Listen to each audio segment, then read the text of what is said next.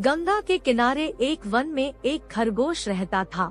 उसके 3 मित्र थे, बंदर, सियार और ऊदबिलाव। चारों ही मित्र दानवीर बनना चाहते थे। एक दिन बातचीत के क्रम में उन्होंने उपोषद के दिन परमदान का निर्णय लिया, क्योंकि उस दिन के दान का संपूर्ण फल प्राप्त होता है। ऐसी बौद्धों की अवधारणा रही है। उपोषद बौद्धों के धार्मिक महोत्सव का दिन होता है। जब उपोषद का दिन आया तो सुबह सवेरे सारे ही मित्र भोजन की तलाश में अपने अपने घरों से बाहर निकले। घूमते हुए ऊदबिलाव की नजर जब गंगा तट पर रखी 7 लोहित मछलियों पर पड़ी तो वह उन्हें अपने घर ले आया।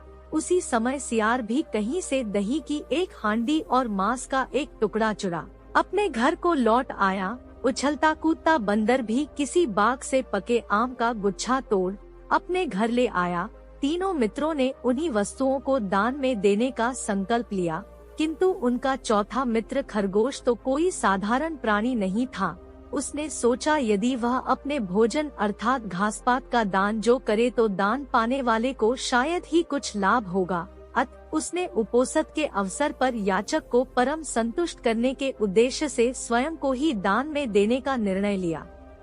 उसके स्वयं के त्याग का निर्णय संपूर्ण ब्रह्मांड को दोलायमान करने लगा और शक के आसन को भी तप्त करने लगा। वैदिक परंपरा में शक को शक्र या इंद्र कहते हैं। शक ने जब इस अति अलौकिक घटना का कारण जाना तो सन्यासी के रूप में वह उन चारों मित्रों की दानपरायणता की परीक्षा लेने स्वयं ही उनके घरों पर पहुँचे। ऊदबिलाव, सियार और बंदर ने शक को अपने अपने घरों से क्रमश मछलियाँ, मांस और दही एवं पके आम के गुच्छे दान में देना चाहा, किंतु शक ने उनके द्वारा दी गई दान को वस्तुओं को ग्रहण नहीं किया। फिर वह खरगोश के पास पहुँचे और दान की याचना की। खरगोश ने दान के उपयुक्त अवसर को जान याचक को अपने संपूर्ण शरीर के मांस को अंगीठी में सेंक कर देने का प्रस्ताव रखा। जब अंगीठी जलाई गई तो उसने 3 बार अपने रोमों को झटका ताकि उसके रोमों में बसे छोटे जीव आग में न जल जाएं। फिर वह बड़ी शालीनता के साथ जलती आग में कूद पड़ा। शक उसकी दानवीरता पर स्तब्ध हो उठे। चिरकाल तक उसने ऐसी दानवीरता न देखी थी और न ही सुनी थी। हाँ, आश्चर्य! आग ने खरगोश को नहीं जलाया क्योंकि वह आग जादुई थी। शक के द्वारा किए गए परीक्षण का एक मायाजाल था। सम्मोहित शक ने तब खरगोश का प्रशस्ति गान किया और चांद के ही एक पर्वत को अपने हाथों से मसल चांद पर खरगोश का निशान बना दिया और कहा, जब तक इस चांद पर खरगोश का निशान रहेगा तब तक है खरगोश, जगत तुम्हारी दानवीरता को याद रखेगा। दूसरी कहानी हिमालय के फूल अपनी विशिष्टताओं के लिए सर्वविदित है। दुर्भाग्यवश उनकी अनेक प्रजातियां विलुप्त होती जा रही है। कुछ तो केवल किस्से कहानियों तक ही सिमट कर रह गई है। यह कहानी उस समय की है जब हिमालय का एक अनूठा पेड़ अपने फलीय वैशिष्ट्य के साथ एक निर्जन पहाड़ी नदी के तीर पर स्थित था। उसके फूल थाईलैंड के कुरियन से भी बड़े, चेरी से भी अधिक रसीले और आम से भी अधिक मीठे होते थे। उनकी आकृति और सुगंध भी मन को मोह लेने वाली थी। उस पेड़ पर वानरों का एक झुंड रहता था जो बड़ी ही स्वच्छंदता के साथ उन फूलों का रसास्वादन व उपभोग करता था। उन वानरों का एक राजा भी था जो अन्य बंदरों की तुलना कई गुना ज्यादा बड़ा, बलवान, गुणवान, प्रज्ञावान और शीलवान था। इसलिए वह महाकपि के नाम से जाना जाता था।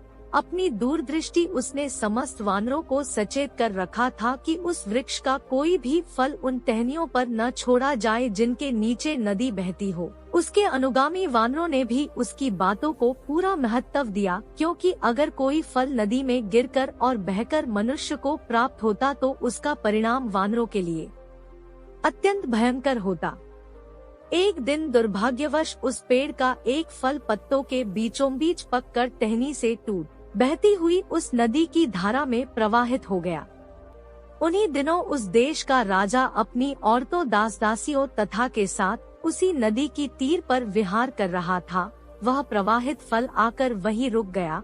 उस फल की सुगंध से राजा की औरतें सम्मोहित होकर आंखें बंद कर आनंदमग्न हो गईं।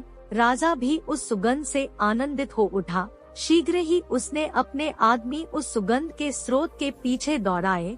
राजा के आदमी तत्काल उस फल को नदी के तीर पर प्राप्त कर पल भर में राजा के सम्मुख ले आए। फल का परीक्षण कराया गया तो पता चला कि वह एक विषहीन फल था। राजा ने जब उस फल का रसास्वादन किया तो उसके हृदय में वैसे फलों तथा उसके वृक्ष को प्राप्त करने की तीव्र लालसा जगी।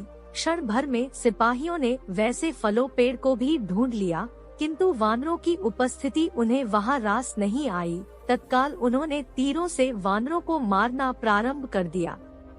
वीर्यवान महाकपि ने तब अपने साथियों को बचाने के लिए कूदते हुए उस पेड़ के निकट की एक पहाड़ी पर स्थित एक बेंत की लकड़ी को अपने पैरों से फंसाकर फिर से उसी पेड़ की टहनी को अपने दोनों हाथों से पकड़कर लेट अपने साथियों के लिए एक पुल का निर्माण कर लिया। फिर उसने चिल्लाकर अपने साथियों को अपने ऊपर चढ़कर बेतों वाली पहाड़ी पर कूदकर भाग जाने की आज्ञा दी। इस प्रकार महाकपि के बुद्धि कौशल से सारे वानर दूसरी तरफ की पहाड़ी पर कूदकर भाग गए।